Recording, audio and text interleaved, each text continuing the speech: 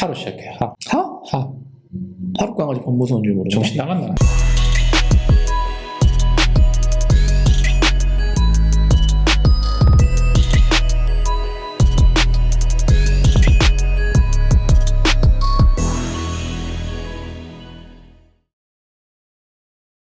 안녕하세요. 유지훈 변리사입니다. 네, 안녕하세요. 박수현 변리사입니다. 네, 오늘은 무슨 얘기를 한번 해볼까요? 오늘은 돈 얘기할 거예요. 돈 안 좋아하는 사람 없죠? 우리가 지금 연봉 얘기를 계속 해왔잖아요.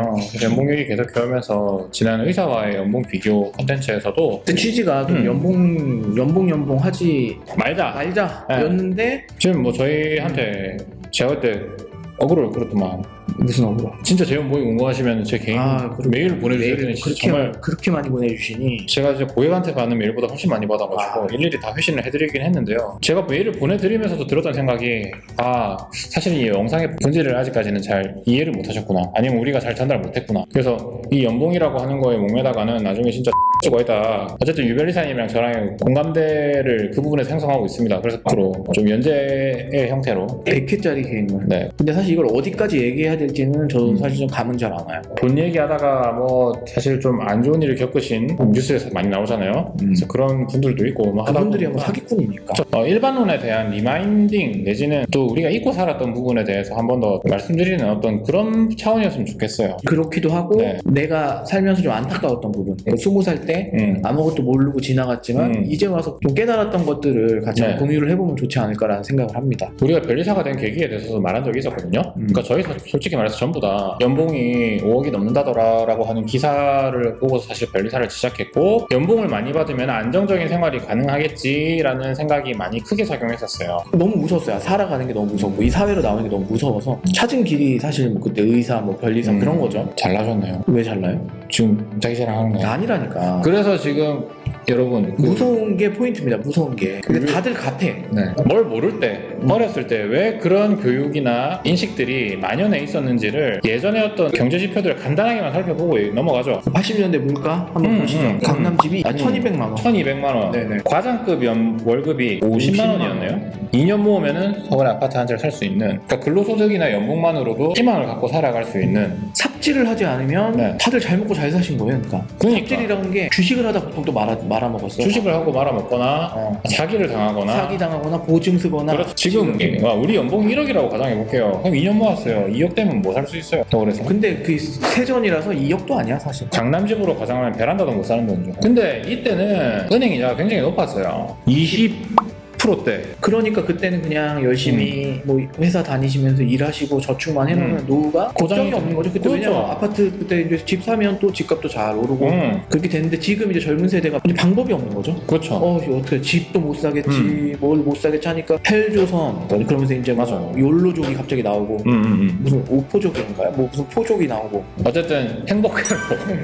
행복회로 가정하는. 그렇죠. 행복회로. 그러니까 욜로라고 하는 것도 결국에는 불가능할 것 같아 보이고. 내가 못 가질 거니까 한 번 산 인생 즐겁게 살다 가자. 이렇게 바뀌어버리는. 이렇게 가는 거죠. 부모님 세대들은 저희가 돈 벌면은 은행에다가 저금해라, 아껴 쓰고 저금해라, 이런 얘기 꼭 하시죠. 그때 당시에 사시던 방식을 고수하는 거죠. 그렇죠. 그때 기억이 있으니까. 우리 때 주식만 안 하고 망하지만 않았으면 다들 잘 살고 있으니까 너도 쓸데없는 생각하지 마. 주식이랑 장사하지 말고 은행에 예금만 잘해. 사업하지 마. 사업하지 마. 그치. 그래서 우리나라도 리스크에 대한 그 강박증이 생기죠. 맞아요. 예.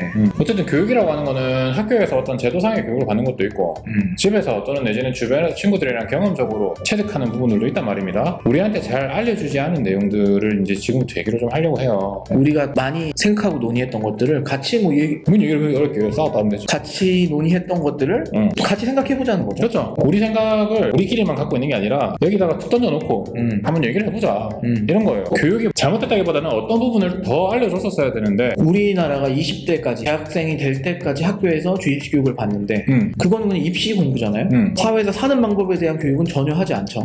그게 되게 본질적이에요. 분명히 자본주의 사회에서 자본이라는 거에 대한 이해가 선행이 돼야 되는데 아무런 교육을 하지 않은 상태로 열심히 학교 공부만 하다가 사회로 나가고 나니까 생존 방법을 배우지 못하고 나오는 집고양이가 갑자기 밖에 나간 거예요. 굶어 죽는 거죠. 로드킬 당하거나 그런 거죠. 아니면 다른 원래 야생에서 살던 애들한테 두드려 맞거나 말이 되는 거죠. 그쵸. 네. 저는 좀 아쉬웠던 게 그거예요. 모든 선택 기준은요, 경제학에서 항상 얘기하는 거 있죠. 뭡니까? 모르겠는데. 정신 나갔어요. 뭐예요? 수요와 공급이라. 그렇죠. 네. 오케이. 사람들은 수요와 공급을 생각 안 합니다. 그리고 절대적인 지표만 보고 따라가요. 자, 우리가 뉴스에 떴어요. 자, 연봉이 떴습니다. 높은 연봉 직종 따라가자 이러면서 이제 다 올라타는 거예요. 저는 그런 게 좀 이제 지양돼야 되는 게 아닌가라는. 이 현상이 요즘에 굉장히 좀 핫했던 사건이 있었잖아요. 올라타자. 뭔데? 코인들. 그치. 예. 꼭다리 가면 올라탑니다. 그렇죠. 그러니까 이게 막 눈치 보다가 이게 팍 오르면은 그때 팍 올라탔다가 좀 빠지면 웃잖아 이런. 꼭다리 꼭 올라타면 내려가죠. 열심히 내려가죠. 딱 그때 위안이 1초 듭니다. 딱 탔을 때. 좋다. 드디어. 근데 다음 날부터는 이제 벌벌벌 이제 이게 벌벌 떨리기 근데 시작하는 거예요. 세상에 좀 이치와 되게 맞닿아 있어. 맞아요. 지금 제가 드리고 싶은 말씀은 그렇게 하면 안 된다 이게 아니라 어쨌든 이해가 필요하다. 이해가 필요하다. 우리 학교 다닐 때 선생님들이 수요와 공급이 뭔지를 알려준 다음에 직업 교육을 할 때도 이 직업은 수요가 어떨 것이고 공급은 어떨 것이고 이렇게 얘기를 해주는 게 저는 훨씬 더 생산적이라고 생각하거든요. 얘기해줄 수가 없는 거지. 오히려 좀 더 노골적인 얘기를 했어야 된다고 생각. 돈에 대해서 되게 노골적으로 가르쳐줬어요. 뭐라고? 우리나라는 돈을 굉장히 터부시하는 문화가 있어요. 내가 얘기하려고 하는 게 그거예요. 지금 뭔가 내가 하려는 막말을 또 하나. 이건 유태인들의 교육법은 돈이 얼마나 소중한지를 어릴 때부터 가르칩니다. 우리 부모님들이 우리한테 어떻게 딱 어떤 대사로 나오냐면은 돈 하지 마라. 돈돈하 우리 맨날 제가 돈 있다고 행복하니 뭐 그런 여러 가지 뭐 근데 돈이 왜 필요한지 좀 생각해봐야죠. 솔직히 돈은 편의 수단이에요. 그 선택을 할 때 개인의 이익이랑 직결되는 선택이라면 수요와 공급을 생각하고 선택을 해야지 실행적인 지표를 보고 선택을 하는 거는 제가 봤을 때는 그 만족도를 극대화하기 힘든 것 같아요. 직업이라는 게 뭘 선택해도 평준화가 됐어요. 편차가 그렇게 크지 않다는 거죠. 크진 않죠. 이런 사람들이 생겨나잖아요. 주커버거라든지 마윈이라든지 그 사람은 이런 슈퍼리치들이 직업을 상대하는 선택한 게 아니잖아. 아니잖아요. 제가 그래서 드리고 싶어. 좋은 지적인데 이게 저희 짠 거 아닙니다. 수요의 창출이라는 겁니다. 이거는 수요 공급을 기존의 풀만 가지고 생각할 게 아니라 새로운 수요를 창출할 수 있는 능력을 아이들한테 키워줘야 되는데 새로운 풍선에다가 바람을 불어 넣을 생각을 안 하는 거예요. 그래서 저희가 특허그룹표를 차린 거 아닙니까? 그쵸. 새로운 풍선.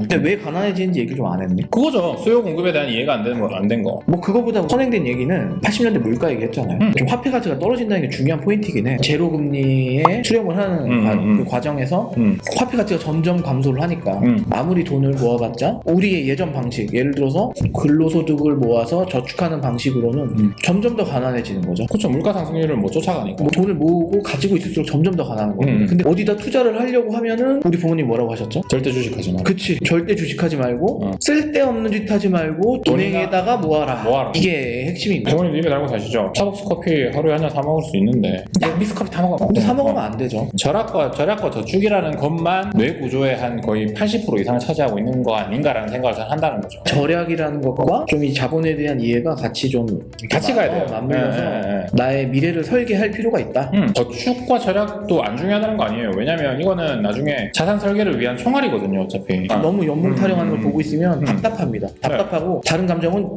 되게 안타까워요. 20대 그 좋은 시절에 맨날 연봉 뭐 얼마던데 그런 거 그러고 있는 게 진짜 안타까워요. 그리고 조금 더 멀리 보고 준비하시는 게 전 좋다고 생각하고요. 또 너무 당연한 진리들에 대해서 탐구를 해보자는 거죠. 말씀드린 수요와 공급이 있죠.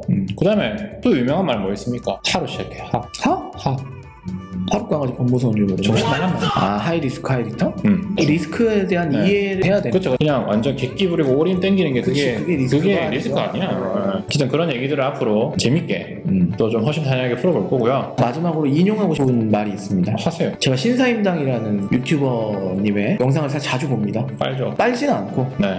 그분의 말을 모두 동의하는 건 사실 아닌데 우리는 소비라는 걸 하루에도 수십 번씩 하는데 한 번도 판매라는 걸 하지 않는다. 제가 운영해본 쇼핑몰은 3개입니다. 3개. 채널은 다양하지만 그리고 제 쇼핑몰에서 파는 거는 딱 400종이에요.